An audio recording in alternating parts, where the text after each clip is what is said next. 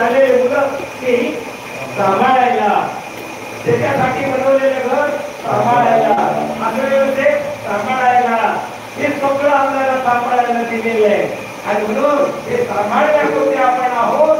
आहे तोपर्यंत सांभाळायचं, पण जाग्यावर ठेवायचं, आपलं आपलं घेऊन जायचं. शेतात घरी काम केलेलं आणि ते घेतंय सगळं पाहून घेतंय आणि वर्षभर काम करतंय आणि काम झालं की पाडवा आला की हिशोब केले जातो आणि तसा आला तसा जातो. काय घेऊन जाते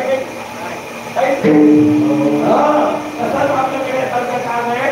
मालकी नाही, आपण सगळे सेवक आहोत याची जाणीव आपल्याला व्हावं. तर आम्हाला मालकी असं वाटतं की सेवक व्हावं वाटतंय, मालकी असं वाटते मी मालक आहे, मी घराचा मालक, सगळ्याचा मालक. आपण मालक नाही हे कळावं.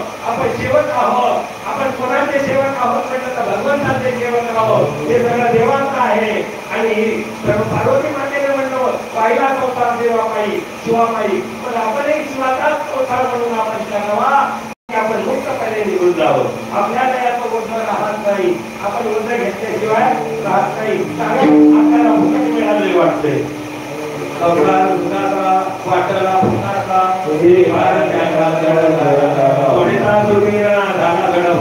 आता थोड्याला पाहिजे पण थोडा वाटत नाही. म्हणून हा संसाराचा बंध सुटण्यासाठी देवाला शरण केलेला त्याचा संसाराचा बंध देव तोडतो.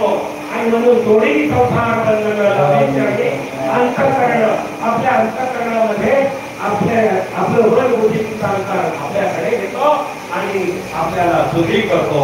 म्हणून आपल्याला सुखी होण्याचा मार्ग जर कोणता असेल तर भगवंताची शरण अवस्था हीच आपल्या जीवनातील महत्वाची अवस्था आहे. आणि ती अवस्था आपल्याला प्राप्त करून देण्यासाठी सद्गुरू असतात. आणि सद्गुरू हे ज्ञानामृत आपल्याला देतात. आणि त्या ज्ञानाने अज्ञानाची निवृत्ती आणि अज्ञानाच्या निवृत्तीतून सुखाची प्राप्ती आपल्याला होते. आणि ती प्राप्ती आपण करून घ्यावी. आणि त्यासाठी हा योग आहे, हा भक्ती योग आहे. भक्ती योग म्हणजे अखंड शिवनाम सप्ताह म्हणजे भक्ती योग, ज्ञान योग आणि कर्मयोग. इथं ज्ञानाची प्राप्ती होते, भक्ती करण्याची प्रेरणा ज्ञानातून प्राप्ती आणि कर्म करण्याची संधी आपल्याला मिळते. आणि म्हणून अखंड शिवनाम सप्ताह म्हणजे आपल्या जीवाचं कल्याण आहे. आणि म्हणून राष्ट्रसंत सद्गुरू शिवलिंग शिवाचार्य गुरुमाऊलींनी अडाचे काळ केले. मिळालेले 104 वर्षाचं आयुष्य केवळ तुमच्या आमच्यासाठी अखंड शिवनाम सप्ते तयार व्हावे. आणि तिथं भजनी मंडळ तयार व्हावं, भजने तयार व्हावं, कीर्तनकार तयार व्हावं, प्रवचनकार तयार व्हावं, या अपेक्षेने शेवटच्या क्षणापर्यंत माऊलींनी हीच अपेक्षा केली.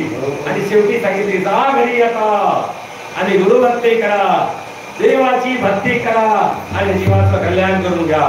शेवटचे शब्द गुरु माऊलीचे काय म्हणावं ते अवतार.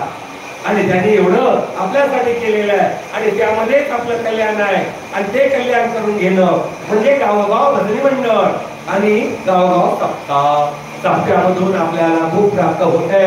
आणि म्हणून सप्त्याचं स्वरूप आपल्याला सांगितलं. सकाळी शिवपाठ, परमरहस्य पारायण, परमरहस्य प्रवचन, गाथा, भजन आणि त्यानंतर कृती प्रवचन, त्यानंतर शिवपाठ, त्यानंतर कीर्तन, अशी ही लिंक लावून दिली.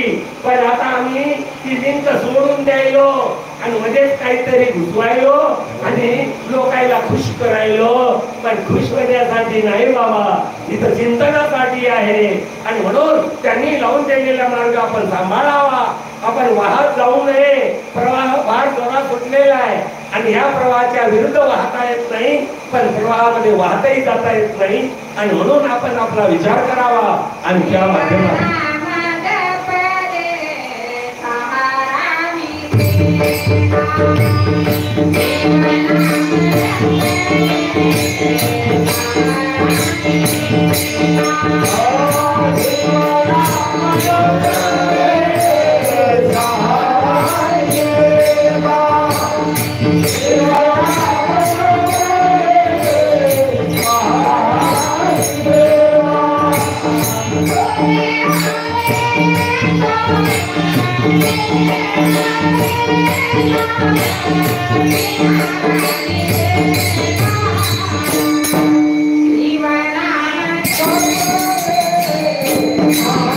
Thank you.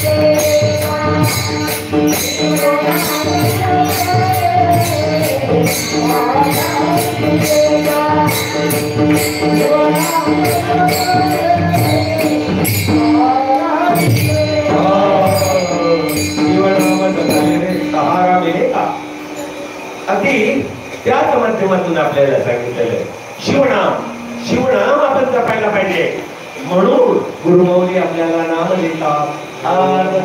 आज कोणता सोहळा संपन्न झाला शिवदीक्षेचा आणि अनुग्रहाचा आणि त्यामध्ये गुरुमौलीने काय दिलं जपण्यासाठी नाम अरोनिया भाव जपाना आणि म्हणून नामामध्ये आपल्याला सहारा आहे, नामामध्ये आधार आहे, नामामध्ये मुक्ती आहे.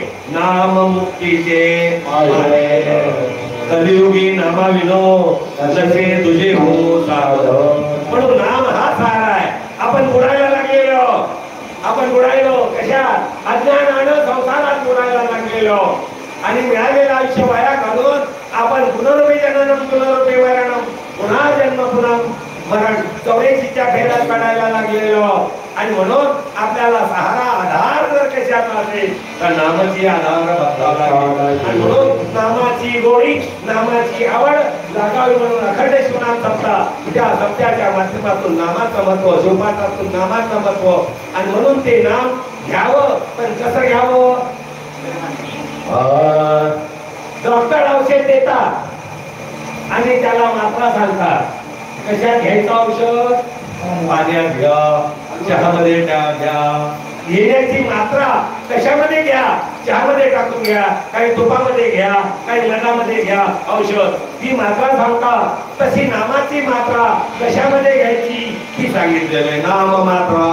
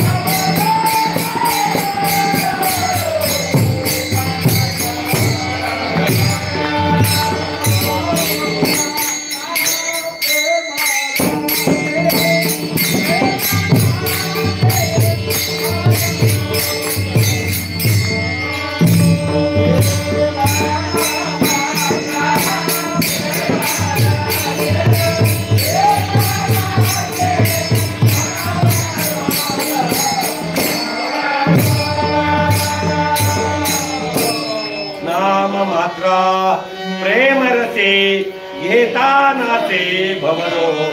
म्हणून नामाची मात्रा कोणत्या रसामध्ये घ्यायची? प्रेमाच्या रसात. नामाची मात्रा प्रेमाच्या रसात घ्यावं हे माऊलींनी सांगितलेलं आहे.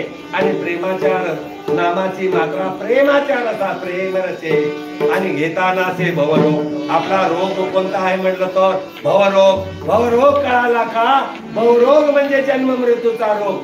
जन्मने मरणे, पुन्हा जन्मने पुन्हा मरणे असा हा लागलेला रोग. आणि या रोगाची निवृत्ती जर कशात होत असेल तर नामाची मात्रा प्रेमाच्या रसात घ्यावं. आणि म्हणून आपण एकदा प्रेमानं भजन करावं.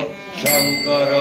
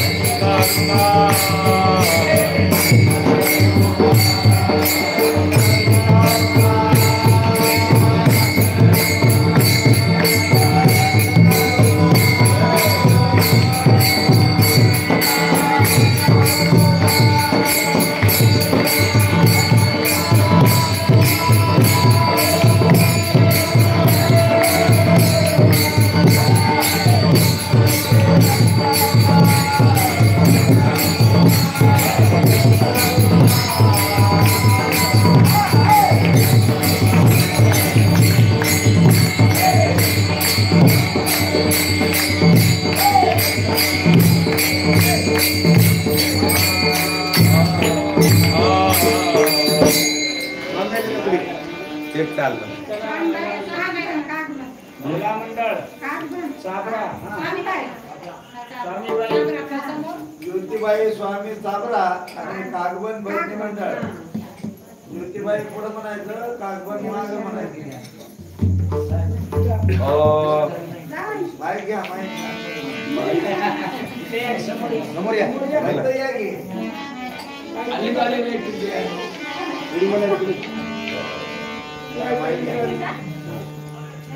माईक घेऊन टाका. घेऊन टाक.